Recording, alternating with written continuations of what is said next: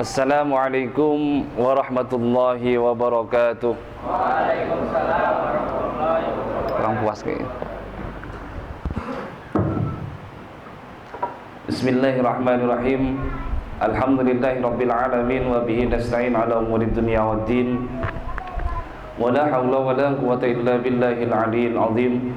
Allahumma shalli wa sallim wa barik ala sayyidina Muhammadin wa ala alihi wa sahbihi ajmain, amma ba'du. Yang saya hormati dan saya banggakan Kiai Sibaweh dan seluruh pengurus Musalla Al-Khairiyah beserta seluruh panitia pesantren Ramadan Musalla Al-Khairiyah, beserta yang saya cintai dan saya banggakan seluruh santriwan dan santriwati Musalla Al-Khairiyah. Alhamdulillah, siang hari ini kita diberikan kesempatan oleh Allah untuk mengikuti pesantren Ramadan. Kita mohon kepada Allah, mudah-mudahan apa yang kita peroleh dari tempat ini, walaupun singkat waktunya, mudah-mudahan bisa bermanfaat dan bisa kita amalkan dalam kehidupan kita sehari-hari. Salawat dan salam mudah-mudahan tetap tercurah limpahkan kepada junjungan alam Nabi besar Muhammad sallallahu alaihi wasallam, kepada keluarganya, para sahabatnya, dan mudah-mudahan sampai kepada kita selaku umatnya. Anak-anakku, santriwan dan santriwati yang saya banggakan, kali ini kita akan membahas kajian Ta'lim Al-Muta'allim. Jadi kitab ini salah satu karya dari Imam Burhanuddin Az-Zarnuji. Sebelum kita masuk pembahasan lebih dalam, saya mohon keikhlasan bacaan suratul Fatihahnya untuk beliau. Mudah-mudahan semua amal ibadahnya diterima oleh Allah Subhanahu wa taala, dan mudah-mudahan kita mendapatkan cucuran berkah ilmu dan asrarnya. Ala hadiyani ala hadhihi wa ala kulli niyatin salihah ila hadratin Nabi Mustafa Sayyidina Muhammadin sallallahu alaihi wasallam, khususan ila ruh al-Imam Burhanuddin Az-Zarnuji. Syai'un lillahi lahumul Fatihah. أعوذ بالله من الشيطان الرجيم. بسم الله الرحمن الرحيم. الحمد لله رب العالمين. الرحمن الرحيم. مالك يوم الدين. إياك نعبد وإياك نستعين. اهدنا الصراط المستقيم. صراط الذين أنعمت عليهم غير المغضوب عليهم ولا الضالين. Amin.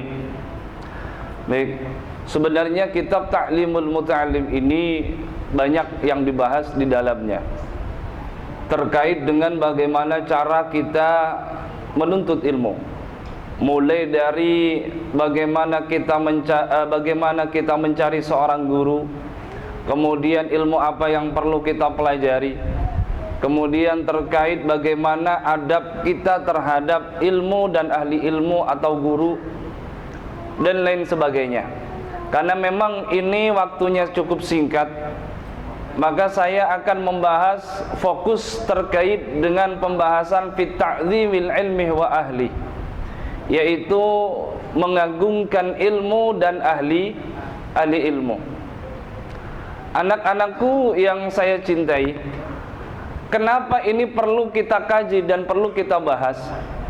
Karena memang akhir-akhir ini ada kelompok-kelompok kajian yang mereka sudah melampaui batasan-batasan ini. Mereka sudah tidak lagi memperhatikan adab mereka terhadap gurunya. Bahkan ada di antara mereka yang berani mengatakan salah, bahkan sesat, atau lebih ekstrim lagi, mereka berani mengatakan kafir dan pasti masuk neraka terhadap guru yang dulu pernah ngajarin mereka alif-alifan. Pernah dengar nggak yang begitu? Yang remaja sudah pasti banyak yang tahu itu, yang dengar. Jadi mereka tidak segan-segan guru mereka dulu yang sudah sabar mendidiknya siang dan malam ngajarin, nah ini alif, kalau berdiri alif, kemudian kalau kayak perahu di bawah ada titik, itu namanya ba. Ada perahu lagi, ada titik dua di atas, itu namanya ta. Itu yang ngajarin begitu. Lah barokah dari dia, dari kesabaran gurunya ngajarin alif-alifan, akhirnya dia bisa baca Al-Quran, bahkan dia bisa baca hadis. Kemudian dia bisa nerjemahin hadisnya. Akhirnya dia mengatakan apa? Oh, guru saya dulu yang ngajarin alif-alifan tuh udah banyak yang gak sesuai dengan sunnah, sudah banyak yang gak sesuai dengan hadis. Itu sesat, ahli bid'ah, itu bisa masuk neraka. Ini pengaruh dari apa? Karena mereka lemah dalam mempelajari ini. Mereka lemah dalam mempelajari kitab Ta'limul Muta'allim. Makanya kalau anak pesantren itu mesti kenal dengan kitab ini, kitab Ta'limul Muta'allim. Karena ini dalam rangka menjaga dan merawat adab mereka terhadap guru-guru mereka. Makanya sekarang kita fokus membahas tentang mengagungkan ilmu dan ahli ilmu. Dilanjut ya. Di belakang paham nggak? Dengar nggak suaranya? Iya. Tapi agak ngantuk ya? Karena memang jam rawan ini Ki. Jam rawan. Saya kutipkan sebelum masuk dalam pembahasan, nggak kelihatan Arabnya ya. Saya kutipkan kalimat dari Syekh Az-Zarnuji. Kata beliau, ma wasalah man wasala illa bil hurmah wa ma saqata man saqata illa bitarkil hurmah.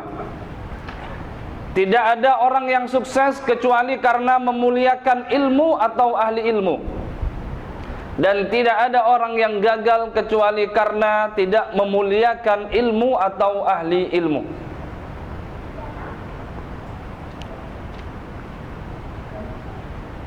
Silakan kalau mau dicatat, catat dulu.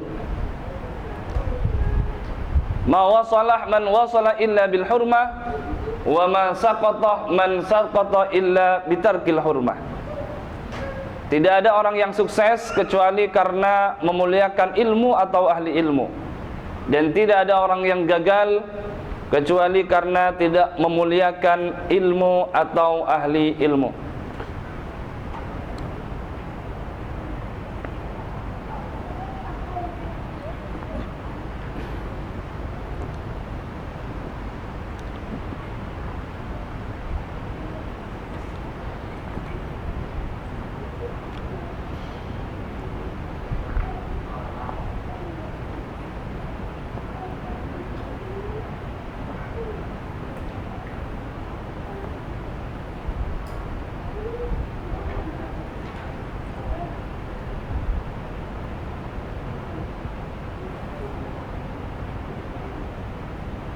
Baik. Kalimat ini cukup menjadi motivasi kita. Sekarang kita coba perhatiin guru-guru kita yang alhamdulillah sukses, banyak manfaatnya. Kemudian dia banyak dicintai oleh masyarakat dan jamaahnya. Itu rata-rata guru kita mesti menghargai dan menghormati gurunya. Itu sudah pasti. Kalau orang dulu kita di pesantren kan, pesantren itu kan bukan jaminan. Karena memang kadang kalau di pesantren nih, kadang kita kalau di pesantren sesama temen nggak dianggap. Dan bahkan di pesantren itu kita nggak bisa apa-apa. Ya maksudnya pengetahuan kita di bawah rata-rata lah, di bawah yang lain. Itu banyak teman-teman yang ketika di pesantren dianggap biasa-biasa saja, bahkan cenderung dibully. Karena memang pengetahuannya di bawah, tapi karena memang ketakdimannya kepada guru, dia bagaimana cara dia menghormati ilmu, menghormati gurunya. Akhirnya setelah di pesantren, meskipun dapat ilmu sedikit, tapi manfaat. Kenapa? Dari pesantren cuma bisa baca Fatihah dan surat-surat pendek misalnya. Tapi alhamdulillah setelah keluar dari pesantren, kebetulan dia masuk ke masjid dan di masjid nggak ada yang jadi imam, yang biasa jadi imam, akhirnya dia didorong jadi imam karena dilihat, oh ini anak pesantren nih, bisa mesti bagus bacaannya, padahal nggak jaminan. Didorong suruh maju jadi imam. Akhirnya apa? Karena bisa baca Fatihah dan hafal ya surat-surat pendek walaupun 3-4 antara Al-Ikhlas, An-Nas, Al-Falaq ya kan. Akhirnya dia maju baca surat Fatihah jadi imam, kemudian baca Al-Ikhlas. Orang-orang di belakangnya gimana? Wah, bagus kan, bacaannya bagus, enak didengar. Mulai besok kita jadi nih imam masjid. Karena dia dijadiin imam masjid, akhirnya harus nambah hafalannya. Yang awalnya 3 surat, akhirnya nambah At-Takasur. Naik sedikit, akhirnya An-Nasr. Dari pesantren dapatnya dikit. Setelah keluar dari pesantren, akhirnya diberikan kesempatan terus oleh Allah untuk terus belajar. Akhirnya apa? Karena berkahnya dia menghormati guru, menghormati ilmunya, meskipun sedikit manfaat di luar. Ilmunya manfaat. Tapi sebaliknya, banyak kejadian-kejadian yang memang dia kurang memperhatikan ilmu dan gurunya, walaupun dia di pesantren pinter. Kalau kitab kuning, yang dibilang kitab kuning dia banyak hafal, banyak paham. Tapi karena memang suka meremehkan gurunya, lebih-lebih suka meremehkan kiainya, akhirnya apa? Keluar dari pesantren gak jadi apa-apa. Bahkan ada yang jadi preman. Ini bukan nakut-nakutin. Memang kenyataannya begitu. Bahkan ada yang jadi preman, nodong di terminal. Kenapa? Karena pengaruh tadi itu. Bagaimana dia memperlakukan ilmu dan bagaimana dia akan memperlakukan gurunya nanti setelah keluar, dia akan mendapatkan hasilnya sesuai dengan perlakuannya terhadap ilmu dan gurunya. Makanya di kutipan ini mengatakan ma wasalah man wasalah illa bil hurmah. Tidak ada orang yang sukses kecuali dengan cara hormat, memuliakan ilmu dan gurunya.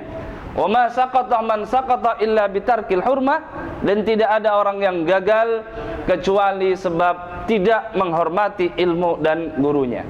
Bisa dipaham? Kita lanjut. Sengaja kasih ribet-ribet begini karena memang jamnya jam siang. Kalau kalian lempeng aja ntar malah ngorok. Tuh, kasih goyang-goyang tuh kan. Nih. Oh.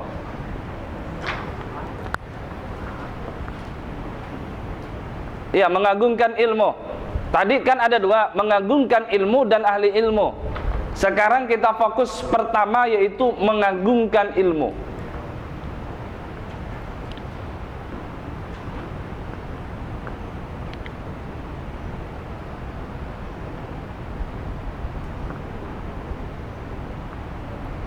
Mengagungkan ilmu.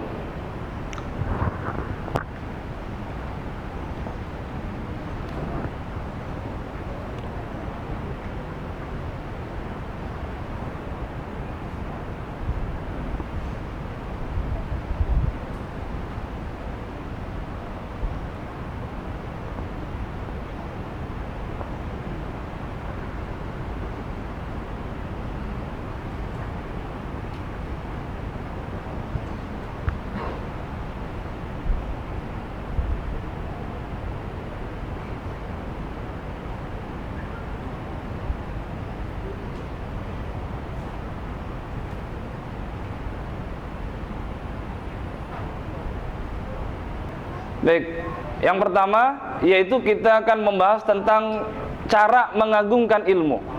Tadi kan udah disampaikan, yaitu ta'zimul ilmi wa ahli, mengagungkan ilmu dan ahli ilmu.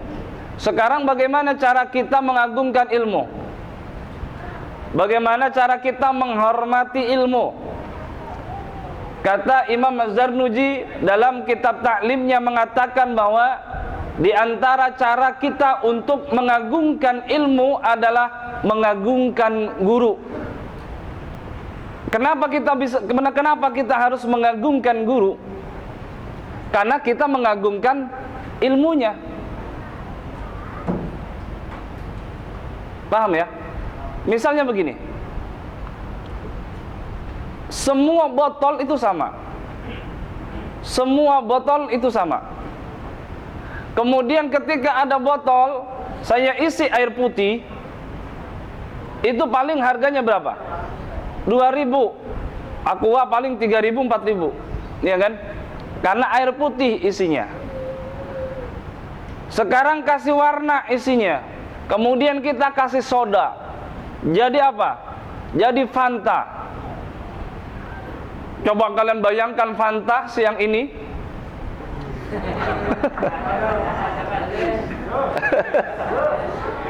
Masuk dalam kulkas, ya, sampai ada embun-embun di luarnya, karena dinginnya seger. Itu harganya beda harganya. Kenapa? Karena isinya beda. Orang juga sama. Ini semua yang duduk di sini sama. Iya, mulai laki-laki, mulai dari kepala sampai kaki ya sama. Perempuannya juga begitu sama.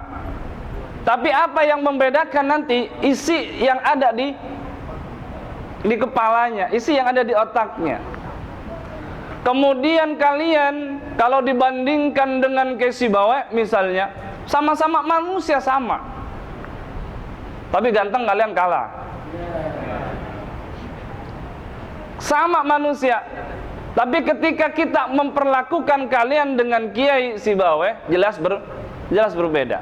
Kenapa? Karena kapasitasnya, ada sesuatu yang ada dalam dirinya. Makanya dalam salah satu cara kita mengagungkan ilmu adalah mengagungkan muallim, guru. Kalau di pesantren-pesantren biasanya cara kita mengagungkan, di antara cara mengagungkan guru, nanti kita bahas ya.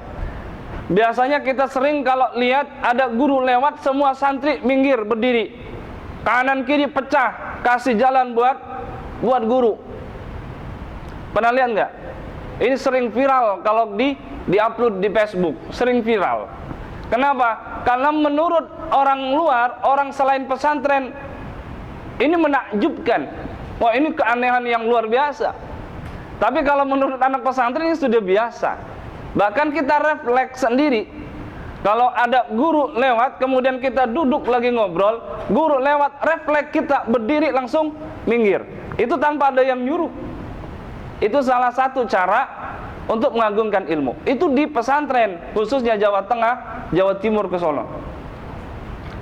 Lah ini adab seperti ini, cara seperti ini berbeda dengan di Jakarta. Kalian Jakarta nggak pernah nemu ya, nggak pernah ngelihat yang begituan. Bahkan kita kalau mau masuk masjid, masuk pengajian, masuk pesantren, kadang kita nggak nemu jalan, nggak dapat jalan. Kadang maaf bu, begitu. Itu bedanya kita dengan anak-anak pesantren. Kemudian kutipan dari Sayyidina Ali karramallahu wajhah. Sayyidina Ali mengatakan, ana abduman allamani harfan wahidan.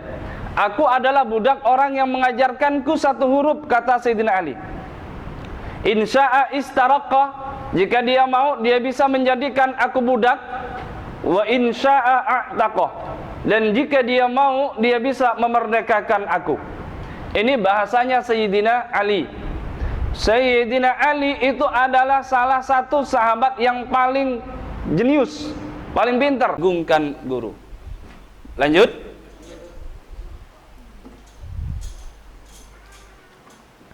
Yang kedua,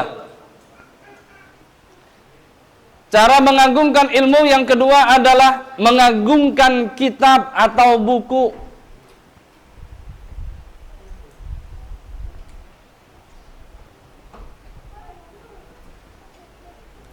Ta'zimul kitab.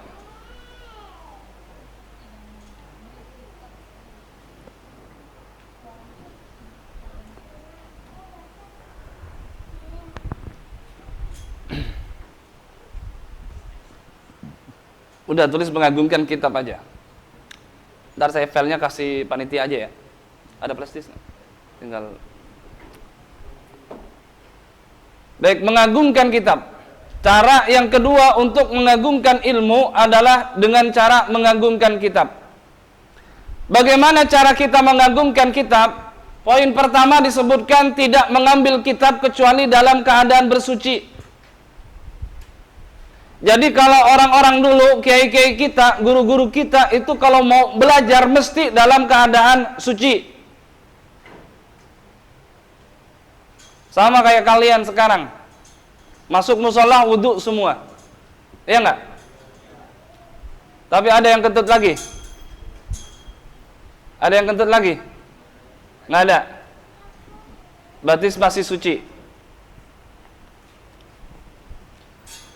Cara yang pertama tidak mengambil kitab kecuali dalam keadaan bersuci.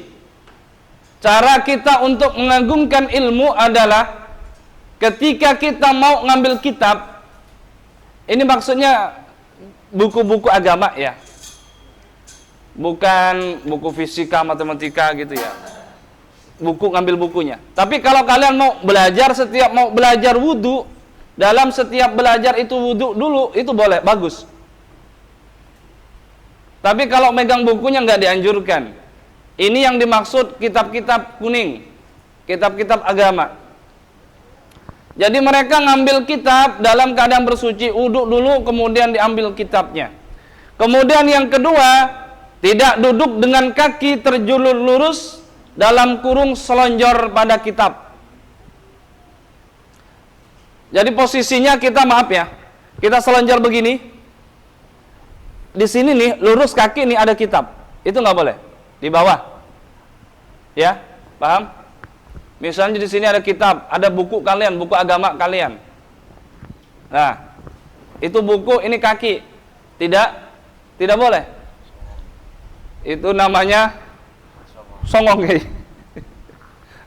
nggak punya adab. Jadi itu bukan itu salah satu cara bagaimana kita mengagungkan buku, mengagungkan kitab. Kemudian yang kedua, meletakkan kitab tafsir di atas kitab-kitab yang lain. Kitab-kitab tafsir, kalau kita biasa, kalau di pesantren itu kita belajar tentang kitab banyak, ada kitab tafsir, ada kitab hadis, ada kitab fikih, ada kitab tasawuf. Kemudian kita mau susun, kayak di rak begitu. Posisi yang paling di atas kitab apa? Kitab tafsir. Posisi paling di atas. Kemudian di bawah terserah. Dan tidak meletakkan benda lain di atas kitab. Nah, misalnya kita ada kitab di atas seperti itu, di atasnya tidak boleh kita letakkan lain. Kita taruh sejadah misalnya, atau kita taruh peci. Bukan haram, tapi kurang sopan. Kemudian selanjutnya, memperbagus tulisan pada kitab dan hindari terlalu banyak catatan kecuali penting. Ini juga perlu diperhatikan. Kalau kita punya buku, kita punya kitab, jangan terlalu banyak catatan. Ntar kalian pusing sendiri. Kalau sekarang nih kalian catat semua di bukunya. Dari atas catat, samping catat lagi, bawah catat. Masih kurang, miring nyatetnya. Itu contekan kayak itu. Oh, contekan. Kalian dibaca saat ini karena memang kalian masih di tempatnya, bisa kalian baca, paham. Setahun 2 tahun, kalian semakin dewasa. Udah, masalah kalian semakin kompleks. Jarang sekali buka kitab. Akhirnya sesekali, kangen nih sama catatan dulu yang pernah ikut pesantren di Al-Khairiyah. Dibuka bukunya. Masya Allah. Itu atas samping bawah catatan semua. Udah tulisannya kecil banget. Dibaca udah nggak bisa. Ini kata ulama ada 2 kemungkinan. Kalau kalian masih hidup terus, kalian bakal pusing sendiri baca tulisan kalian yang begitu. Tapi kalau kalian meninggal, kemudian nanti bukunya dibaca sama anak cucu kalian, kalian bakal ditertawain sama anak-anak kalian. Anaknya buka rak buku, dilihat buku kalian, buku bapak nih keren juga bapak dulu. Ikut pesantren. Giliran dilihat anaknya malah ketawa. Masya Allah. ini tulisan apa semut kena siram minyak tanah.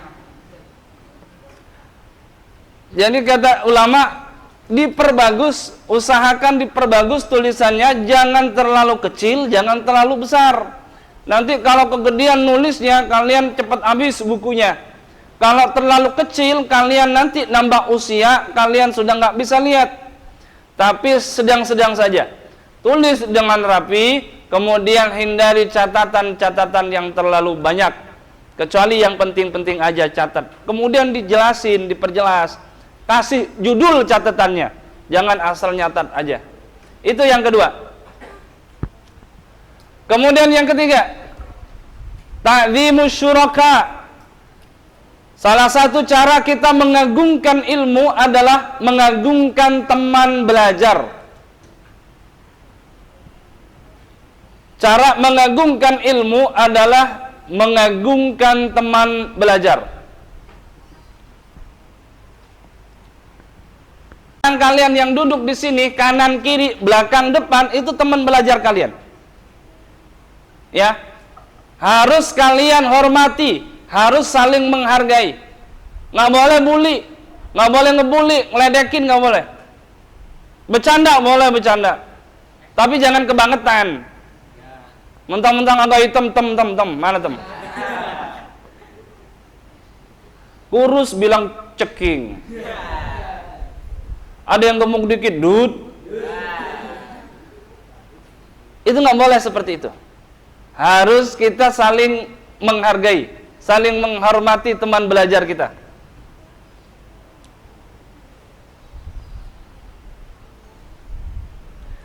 Di situ dicatat, di antara cara mengagungkan ilmu adalah mengagungkan teman belajar dan teman yang kita pernah belajar darinya. Biasanya kalau kita di sekolah, kita di madrasah, di pesantren, ada pelajaran-pelajaran yang kita nggak paham, biasanya nanya pertama itu ke teman, ya nggak?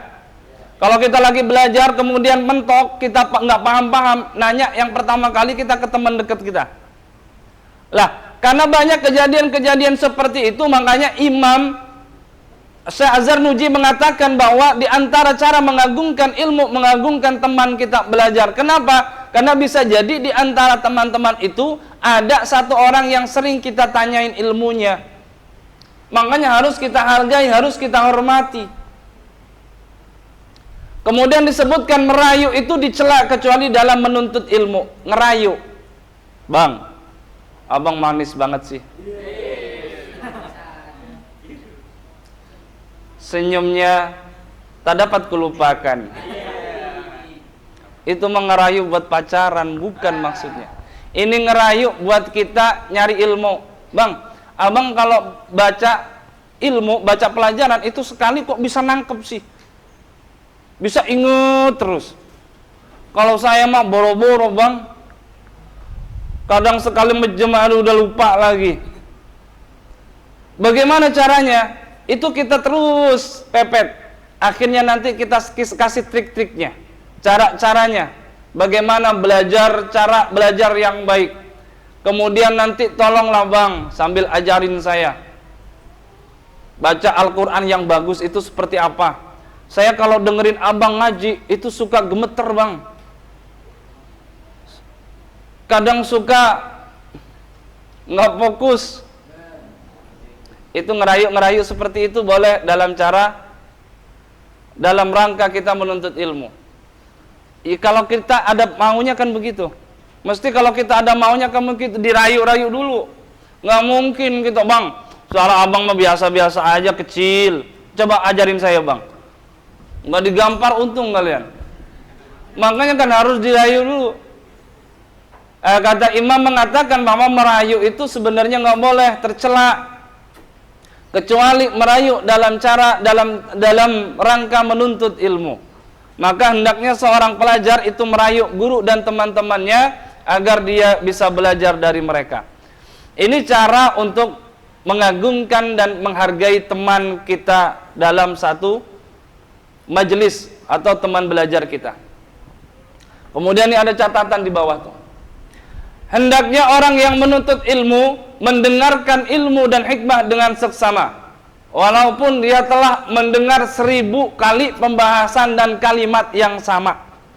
Ini yang sering kita alami saat kita belajar, saat kita ngikutin kajian-kajian.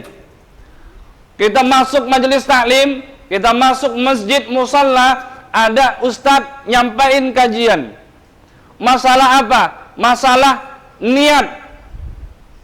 Besoknya kita masuk lagi majelis taklim, ada lagi ustadz datang nyampain apa? Masalah yang sama, masalah niat.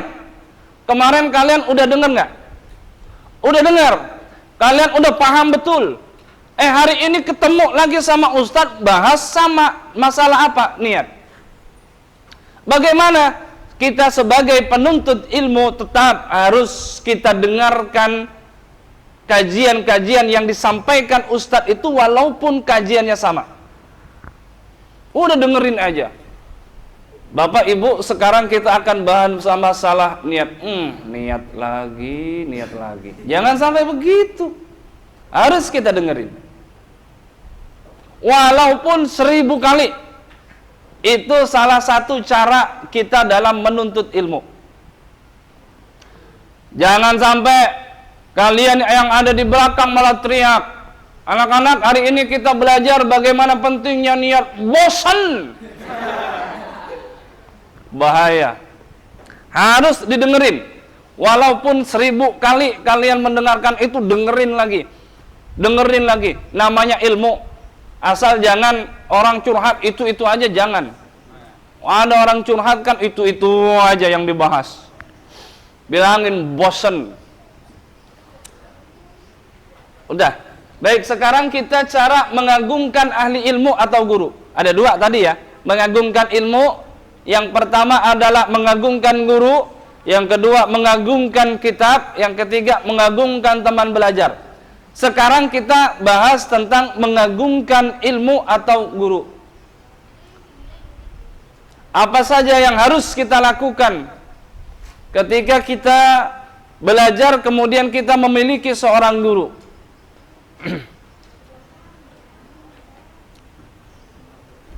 Yang pertama, ini yang pertama sebenarnya bukan pertama ini.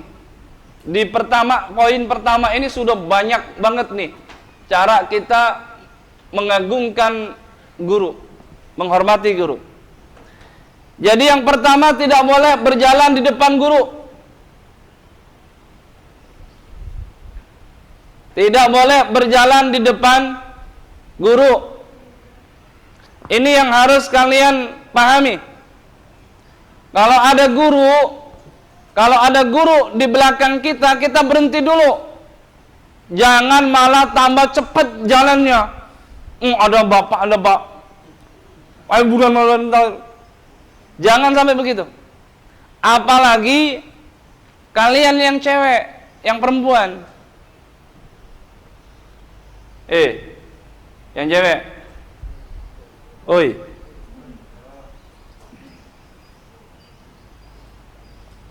Nggak boleh berjalan di depan guru. Kalau kalian jalan, apalagi yang cewek, harus minggir dulu, kasih jalan guru kita. Setelah guru kita jalan, baru kita ngikutin di belakangnya. Itu kan bagus, indah kelihatannya. Jangan sampai dicuekin. Apalagi cewek, mending kalau pakai pakaian muslimah seperti ini. Tapi kalau di rumah kan beda pakaiannya. Kadang kudungnya nggak tahu naruh di mana. Mau pakai rok panjang hilang. Akhirnya yang ada celana pendek kecil lagi. Dipakai. Di belakang ada guru. Gurunya belum nikah lagi, masih bujang. Jomblo lagi. Kata gurunya, pusing nih lihat nih. Dilihat murid masa pantas, gak dilihat barang bagus. Ya, nggak boleh jalan di depannya, pinggir. Guru lewat, baru kita ngikutin belakangnya. Mulai setelah ini nanti itu dipraktekin. Yang pernah kalian belajar darinya, kalau Anda lewat, kasih lewat dulu, baru kalian ikutin. Itu dipraktekin langsung, biar ada manfaatnya. Ini pesantren Ramadan di bulan puasa. Sopan sekali, anak mana? Anak Al-Khairiyah. Pesantren di mana? Al-Khairiyah. Keren kan? Kemudian selanjutnya tidak duduk di tempat duduknya. Jadi kebiasaan guru kita duduk di mana? Kita nggak boleh. Bukan haram ya. Tidak pantas duduk di tempat yang biasa guru kita dudukin. Dulu kalau kita punya, kalau di pesantren yang namanya pengimaman, mihrab tempat imam, itu biasanya kan kiai kita. Jadi kalau kiai setiap ngimamin di tempat itu, tapi setelah biasanya kiai ada udur, yang gantiin santri senior atau guru-guru yang sudah senior yang gantiin ustadz-ustadz kita. Mereka nggak sholat di mihrab, nggak sholat di tempatnya guru. Mereka ngambil satu sop belakangnya. Jadi mihrab dibiarin dibiarin kosong. Kenapa? Ini bagian dari adab. Jadi kita nggak mau menempati tempat yang biasa ditempati oleh guru kita. Kalian tahu nggak Habib Munzir Al-Musawwah? Ada yang kenal? Yang cewek kenal? Habib Munzir Al-Musawwah, Majelis Rasulullah. Ternyata Habib Munzir Al-Musawwah itu termasuk salah satu santri yang luar biasa cara mengagungkan gurunya, cara menghormati gurunya. Beliau kan muridnya Habib Umar Al-Hafiz. Beliau pernah pesantren di Tarim, Yaman, ya. Di Yaman, di Tarim, selama di Tarim beliau itu jarang pakai sendal. Kenapa beliau jarang pakai sendal? Alasan beliau, saya khawatir kalau saya pakai sendal, tapak sendal saya malah nyentuh bekas tapak sendal guru saya. Kata Habib Munzir. Makanya Habib Munzir di sana jarang pakai sendal, pakai kaki telanjang. Khawatir itu menginjak bekas sendalnya, takut nginjak bekas sendal gurunya. Makanya luar biasa. Habib Munzir nyampe ke Indonesia, majelis pertama yang paling besar mungkin se-Indonesia, Majelis Rasulullah yang didirikan oleh Habib Munzir Al-Musawwah. Makanya hampir setiap tahun gurunya dipanggil ke Indonesia. Berkah. Dan setiap tahun dipanggil ke Indonesia. Bukan berarti Habib Munzir ingin membanggakan, pamerin gurunya, nih guru gua nih.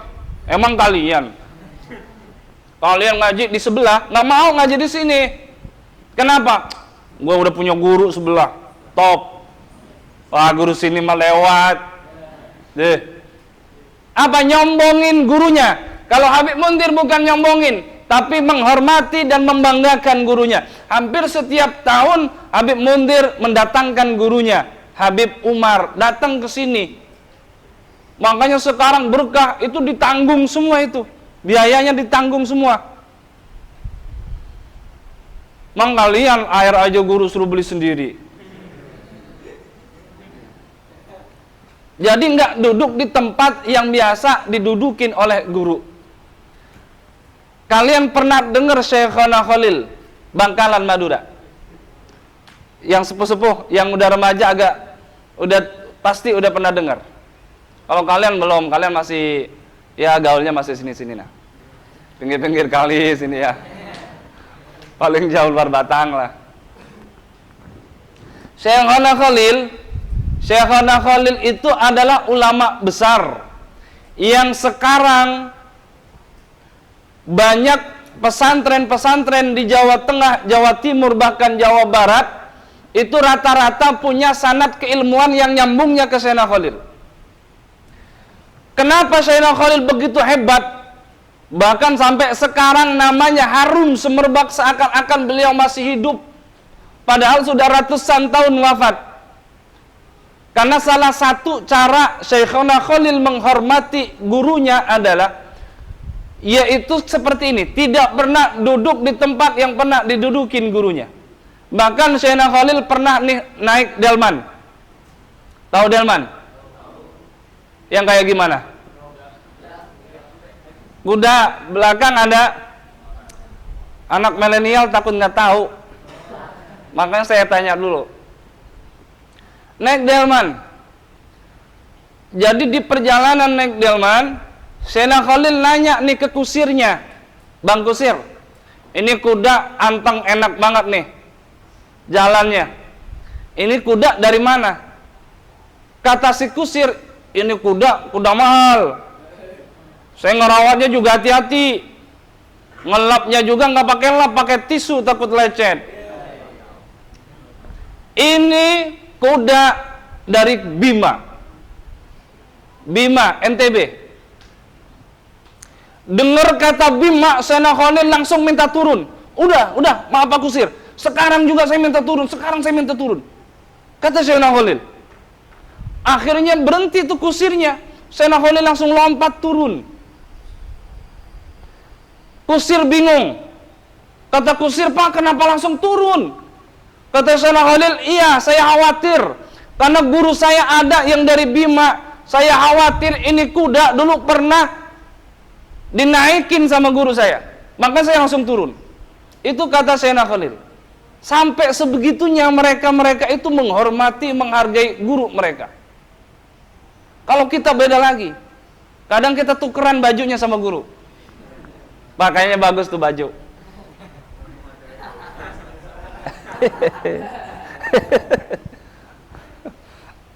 Itu Syekhna Khalil. Ini nyata, nak. Ini nyata, mereka ini hidup di antara kita. Orang-orang yang melakukan cara seperti ini hidup di antara kita. Habib Mundir nggak lama. Baru beliau wafat. Dan sekarang majelisnya masih ada.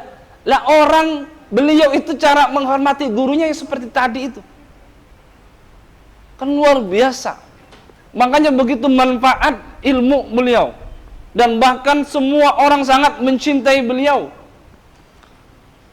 Karena itu kuncinya mereka begitu besar pengagungan mereka terhadap guru-guru mereka. Kemudian selanjutnya tidak memulai pembicaraan kecuali seizin guru. Kalian nggak boleh ngomong sendiri. Apalagi saat guru lagi ngomong. Guru di depan ngomong, belakang rame. Kemudian tidak bertanya saat guru mulai lelah. Guru ngajar kemana-mana. Mulai dari pagi, siang, sore, malam ketemu kalian. Kalian harus lihat, ini guru sekarang lagi seger apa enggak mukanya. Kalau mata sudah merah, muka sudah kusam, kelihatan lelah sekali, kalian gak usah nanya. Paham nggak? Paham, Pak. Pijitin.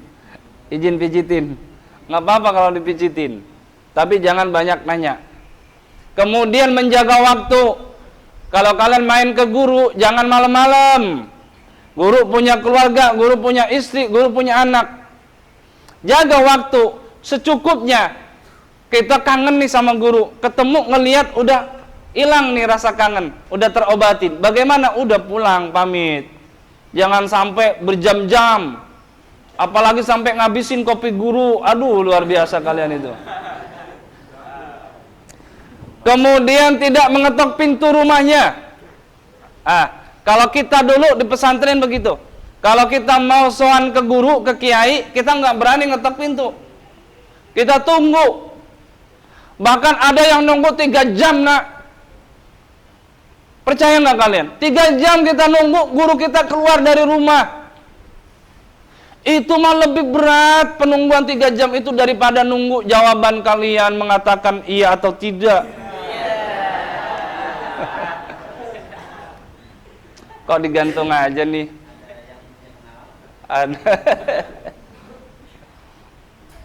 Itu nunggu sampai sebegitunya. Kita nunggu di depan berdiri, udah capek kita duduk.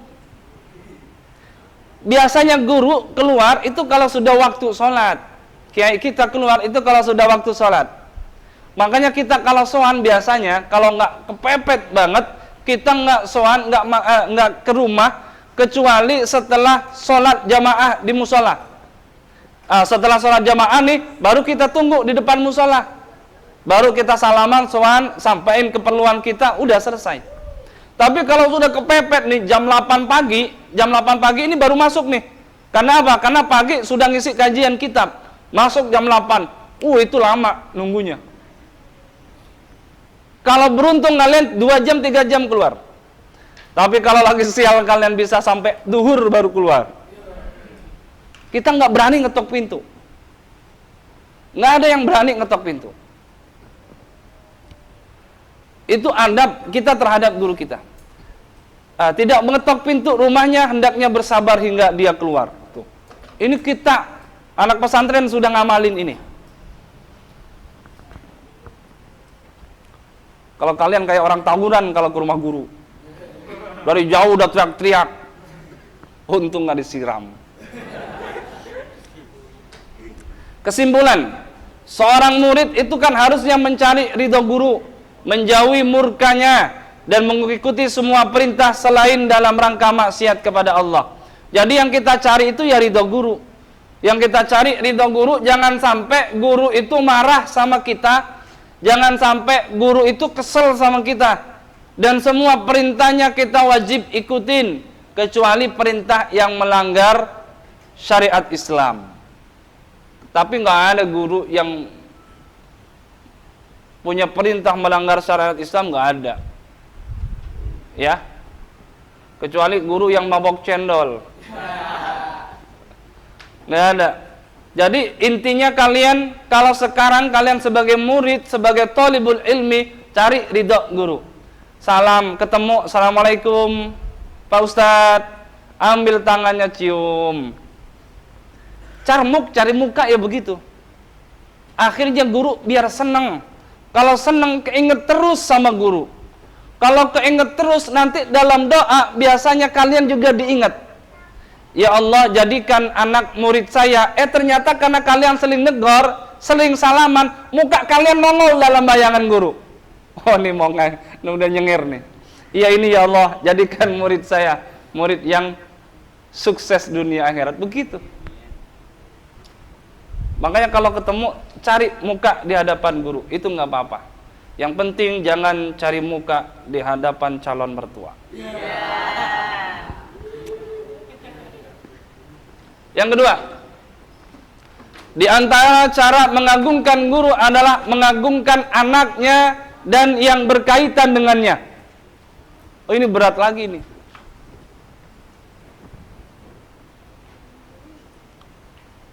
Silakan catat dulu, pendek itu nggak apa-apa. Di antara cara mengagungkan guru adalah mengagungkan anaknya dan yang berkaitan dengannya.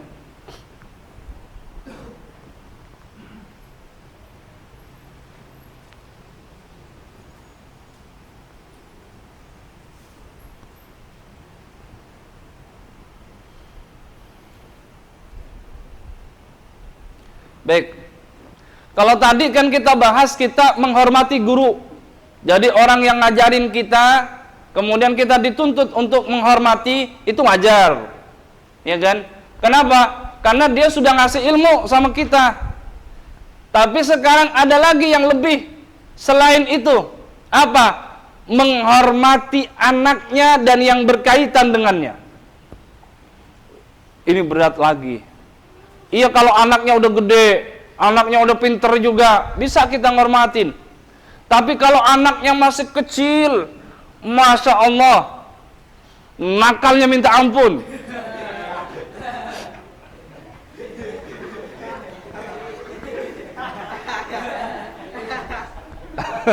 Enggak dia masih anak kayak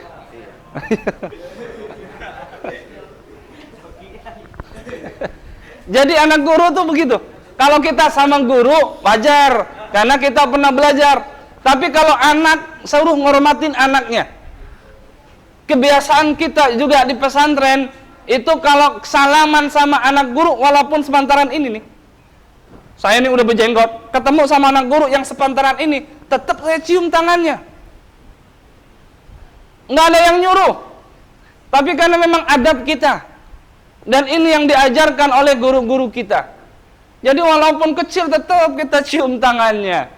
Mencium tangan itu adalah simbol penghormatan kita kepada orang lain. Makanya yang kalian lihat jangan anaknya, yang kalian lihat bapaknya, yang kalian lihat orang tuanya. Bener ini anak kecil, tapi ini anak kecil ini anak guru saya. Itu yang harus kalian ingat. Jangan main jitak, kecil ini aja. Jangan begitu.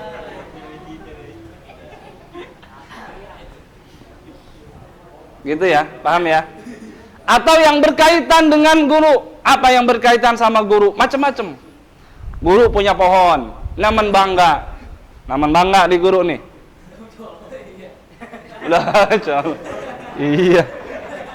Udah kejawab sendiri iya katanya. Guru naman bangga. Kita sebagai murid, bagaimana harus kita hormati? Bagaimana cara ngormatinnya? Bukan berarti diambil mangganya dicium, bukan.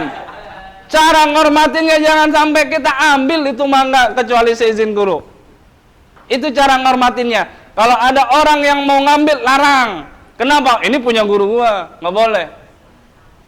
Itu cara menghormatinya. Guru juga punya ayam, ya kan? Guru juga punya ayam. Jangan sampai pagi-pagi guru nyari ayamnya. Ikan dipancingin. Punya ikan dipancingin. Guru juga punya ayam. Bagaimana? Jangan sampai guru pagi-pagi nyari ayam. Semalam udah diajak makan bareng lagi. Makan ayam. Kata gurunya, santri-santriku, anak-anak, ada ngelihat ayam nggak? Lah, yang semalam itu guru, yang mana? Yang kita makan bareng.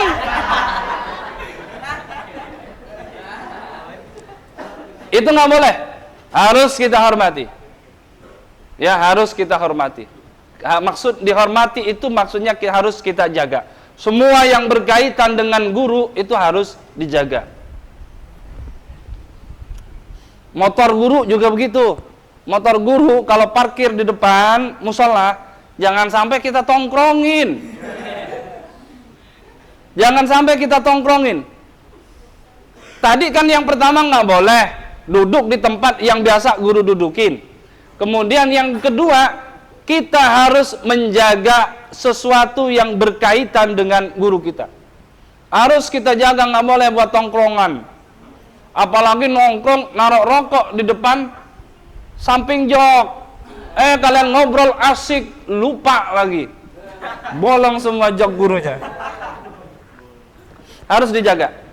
Ini ada seorang ulama besar, di situ ada kisah seorang ulama besar, dia sudah banyak muridnya, banyak santrinya. Beliau sangat terkenal, kajiannya didatangi oleh ribuan santri. Kemudian ketika beliau itu ngajar seperti ini, ngisi majelis taklim, sesekali beliau berdiri, duduk lagi, ngajar lagi, berdiri lagi, duduk lagi. Murid-muridnya bingung. Setelah ditanya guru, dari tadi perasaan guru ketika menyampaikan materi, sesekali guru berdiri, duduk lagi, berdiri, duduk lagi. Kata gurunya apa? Dari tadi, dari awal saya ngisi majelis taklim, anak guru saya lagi main di gang depan. Sesekali dia lari ke sini, ke depan pintu masjid. Saat dia ada di depan pintu masjid, otomatis saya berdiri untuk menghormatinya. Jadi namanya anak kecil ya, dia kan nggak tahu, anak kecil gurunya, anak guru main di depan gangan, kemudian lari ke depan pintu masjid. Iya, muridnya yang jadi guru, yang banyak santri berdiri ngormatin dia. Dia pergi lagi main, berlari lagi. Lari lagi ke sini, berdiri lagi dia. Begitu seterusnya. Kenapa? Karena dia menghargai dan menghormati ayahnya sebagai gurunya. Itu cara mereka menghormati guru mereka. Jadi yang kedua, cara menghormati guru adalah mengagungkan anaknya dan yang berkaitan dengannya. Lanjut. Yang ketiga, hendaknya seorang murid tidak duduk di dekat gurunya kecuali darurat. Udah sampai situ aja dicatatnya.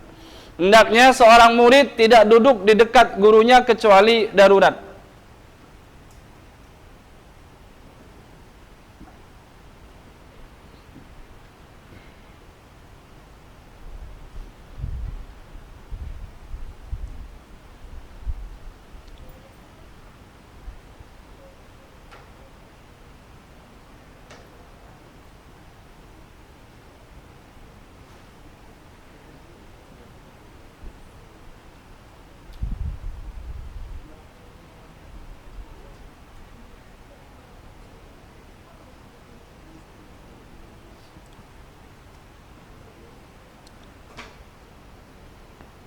Paham? Paham. Udah? Belum dijelasin udah paham. Hendaknya seorang murid tidak duduk di dekat gurunya kecuali darurat. Di sini dijelaskan kira-kira jarak antara kita sama guru itu sepanjang busur panah. Setengah meter lah. Minimal setengah meter. Setengah meter kita duduk antara kita sama guru. Jangan terlalu dekat. Kenapa jangan terlalu dekat? Bisa jadi kita bisa mengganggu guru kita. Banyak hal. Yang pertama, kalau kita dekat, kalau kita udah mandi. Kalau belum mandi 2 hari gimana? Kita main mepet aja duduk sama guru. Ini guru, ini kita. Belum mandi. Ganggu nggak kira-kira? Ganggu. Yang pertama. Yang kedua, udah mandi.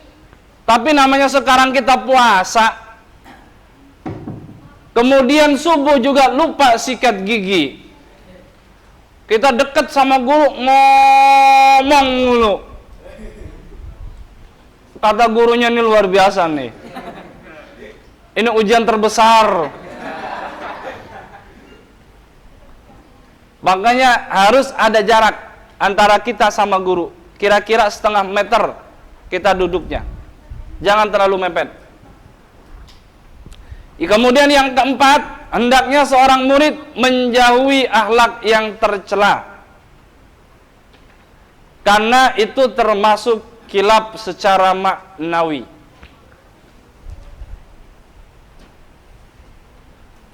Semua murid talibul ilmi, orang yang menuntut ilmu, itu hendaknya menjauhi semua akhlak-akhlak yang tercela. Kebiasaan-kebiasaan buruk hindarin.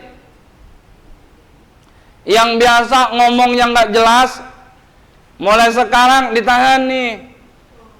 Karena udah masuk pesantren. Ditahan kalian ngomong. Jangan sampai lepas. Ditahan. Dibiasain. Nanti lama-lama kalian kalau sudah biasa itu nggak bakal keceplosan lagi di mulut karena sudah biasa. Kata Imam Az-Zarnuji mengatakan seorang siswa, seorang murid, seorang santri yang belajar ilmu agama namun akhlaknya masih banyak yang tercela, maka kata dia termasuk khilaf maknawi. Tahu khilaf? Khilaf itu jamak dari kalbun. Kalbun itu artinya adalah guguk. Tahu guguk? Guguk. Santri yang belajar ilmu agama tapi masih punya akhlak mazmumah, masih suka melakukan akhlak-akhlak yang tercela, dia sama akhlak yang tercela itu sama seperti guguk. Maksudnya apa? Kata Rasulullah, setiap rumah yang ada guguknya nggak kemasukan malaikat. Kalau kalian seorang santri yang sekarang belajar agama masih suka melakukan perbuatan-perbuatan yang tercela, maka dalam diri kalian masih ada guguk. Kalau dalam diri kalian ada guguk, berarti ilmu susah masuk kepada kalian. Paham ya? Jadi kalau kalian nggak paham-paham, jangan nyalain gurunya. Ini gurunya kurang update nih, nggak gaul nih. Masa saya nggak paham-paham dari tadi? Bukan. Bisa jadi kalian introspeksi, bisa jadi di antara kalian ada hal-hal akhlak-akhlak yang masih tercela yang sering kalian lakukan. Makanya kata Imam Az-Zarnuji, hendaknya seorang santri menjauhi akhlak-akhlak yang tercela. Terakhir penutup, saya kutipkan syair yang ada dalam kitab Ta'limul Muta'allim. Nggak usah dicatat, dengerin aja.